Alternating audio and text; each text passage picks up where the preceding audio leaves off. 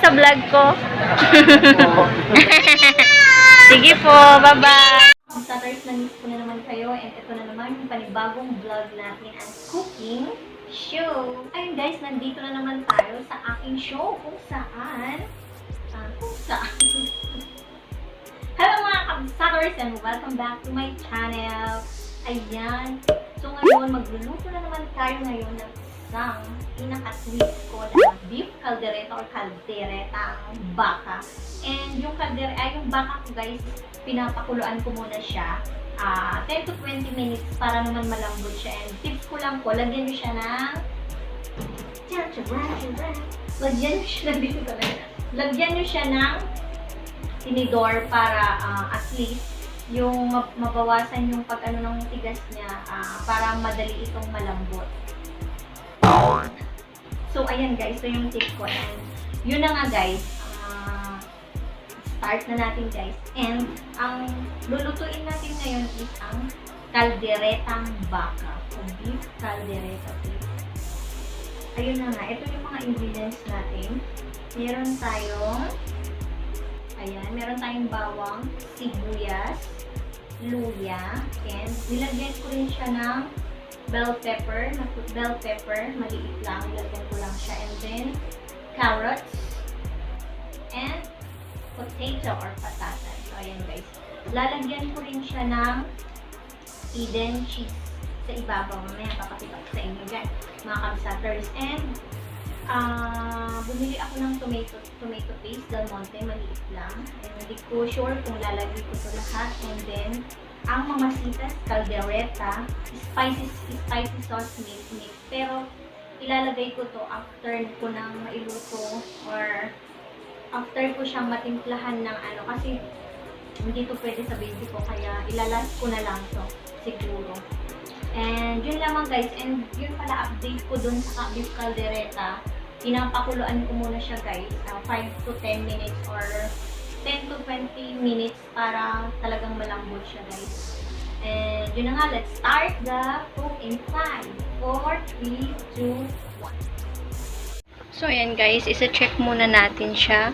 So kung nakikita nyo guys is nilagyan ko ng ng kutsara, tinidor, pampalambot yan guys.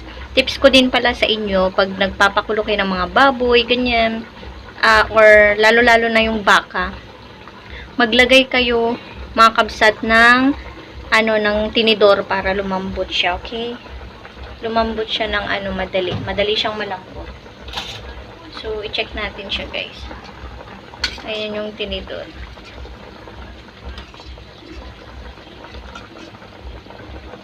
Balikan ko ulit yan mamaya. Yan ang mga kabsaters. Kung alam na natin, nagmamantika na siya dito sa may mga kilid, medyo na yan, medyo malambot na yan.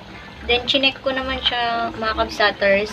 And yun nga, malambot na siya. And go! Pwede na natin siyang igisa. Hinango ko na siya, mga kabsat. Ito na siya. Ayan. And ito yung broth or yung pinakuluan ko sa, ito na yung sabaw niya, yung broth beef. Ayan. Bali, hindi ko to tinapon guys kasi ilalagay ko siya mamaya. Okay? Ayan. Magigisa na tayo mga kabsaters. Hindi ko na yan hinugasan. Ayan. Maglalagay lang ako konting oil. Konti lang siya. Okay. Okay na yan. Na natin ang garlic o bawang. Sunod natin ang luya, sibuyas. Ayan. Isutay lang po natin siya. May natira pa pala.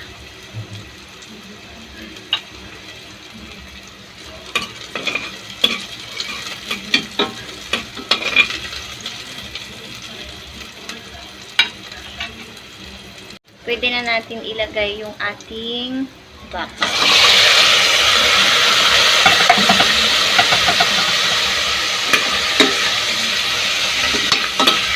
Kailangan talaga dito maraming maraming luya.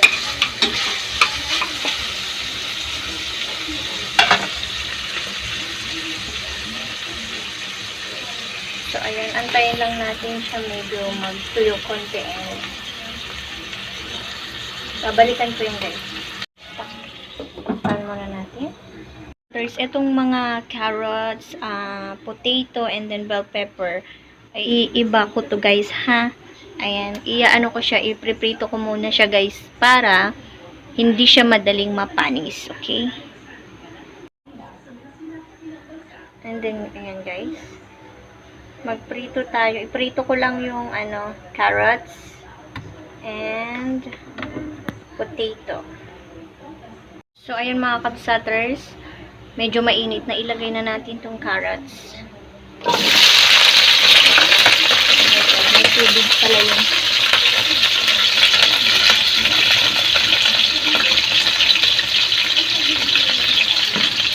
Mas maganda kasi pag medyo crispy lang siya.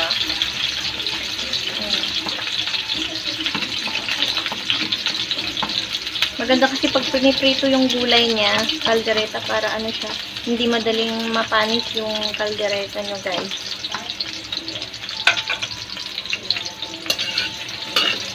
Pag medyo nag-iba na siya ng kulay, pwede na natin hanguin to.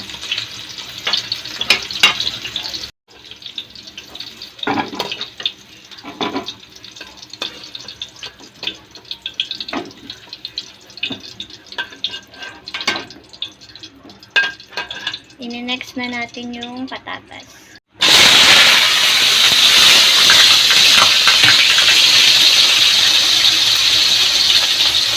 Kabsaters, medyo nag-iiba na yung kulay niya. Gusto ko lang na medyo crispy. Pwede na natin siyang hanguin.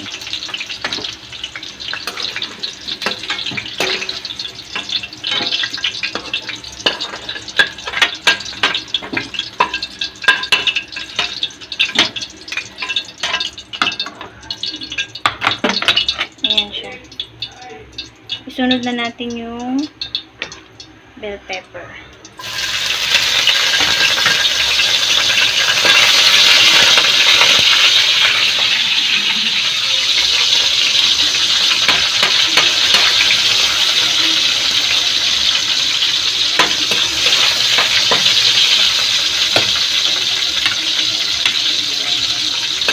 Seconds lang to, and then pwede na natin hanguin to guys.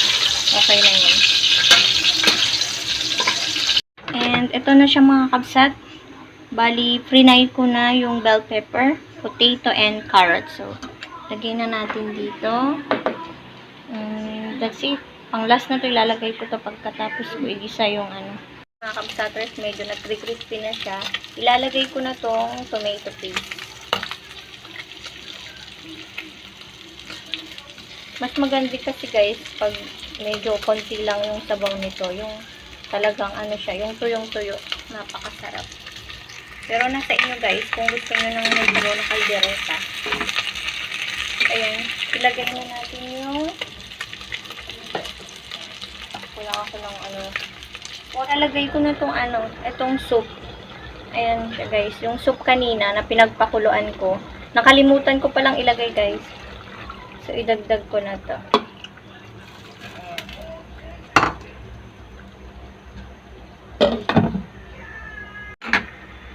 Takpan muna natin siya.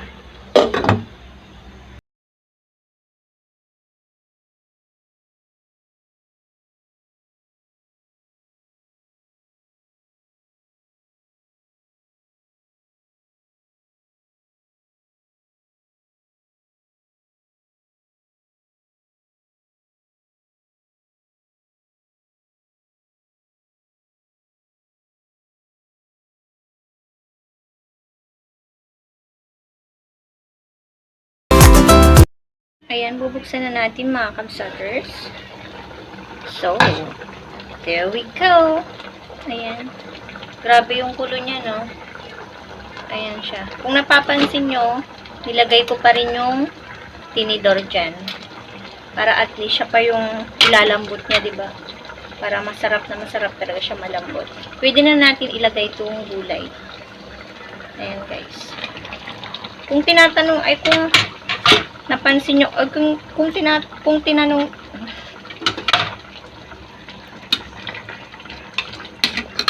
ayan, haluin lang natin siya, guys. Kung napansin nyo, prinito ko to, diba? Itong mga gulay niya. Gusto ko lang kasing maprito para hindi siya agad masira. Hindi agad masira tong natin kaldereta, guys. Kasi minsan yung iba 'di ba agad napapanis. Kaya ginawa ko 'yan. Prinito ko yung para hindi siya agad mapanis. And pero nasa atin naman yung yung pag serve natin ng ulam. Pag malinis, ganyan, 'di ba? Kung malinis, di okay naman siya. Pero guys, ako kasi talagang piniprito ko 'yan yung mga gulay niya bago ko siya ilagay diyan para at least safe talaga na hindi siya mapapanis, 'di ba? And yan na guys. And after nyan, pwede ko na siyang lagyan ng pepper and salt.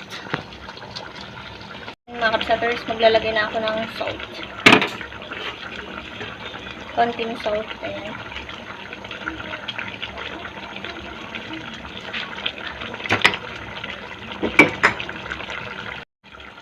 And pepper. Konti na lang pala yung pepper ko. Ayan. Konting pepper.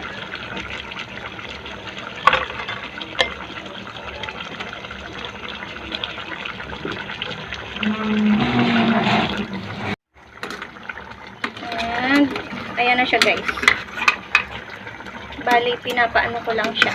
Minimix ko lang yung salt tsaka pepper. Ayan, nagising na yung baby ko. Diyan na naman siya makulit. Tikman ko lang siya. Ayan, pwede na siya. Yummy! Lagyan ko pala to ng konting mga kabsat, guys. Eto, lagyan ko siya konting sugar. Konti lang naman. For tasting lang. Ihalo ko lang yung sugar niya. Konti lang yung nilagay ko. Di ba maingay paghalo ko?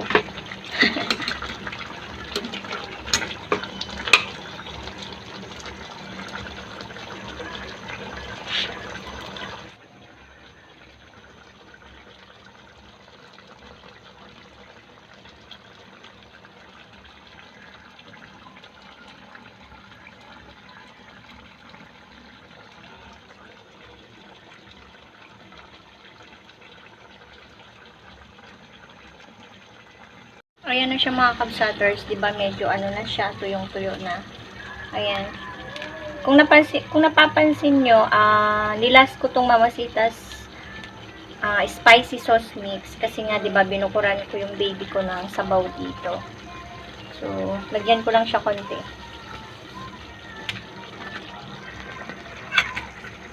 Then mix lang natin siya. Dagdag tasting lang to, guys.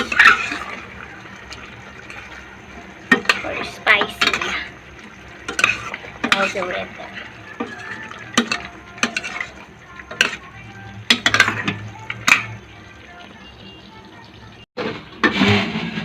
So ayan na mga kabsaters, 'di ba? Pansin nyo ba medyo may mga mantika siya konti dito sa may gilid. Ayan. Talagang lutong-luto na siya, 'di ba mga kabsaters? Ayan. Pwede ko na siyang hanguin mga kabsaters kasi lalagyan ko ng cheese sa ibabaw. Okay.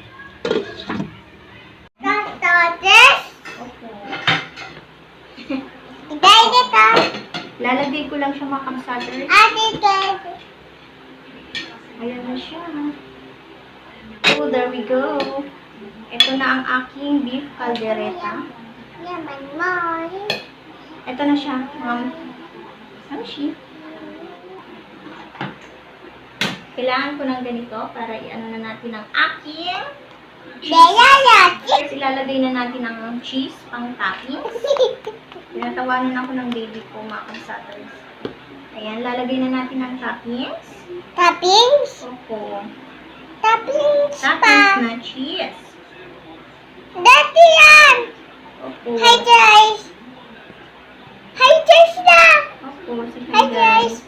Hi guys! So, ito na siya mga kabsaters. Ayan na siya mga kabsaters, ang aking beef caldereta.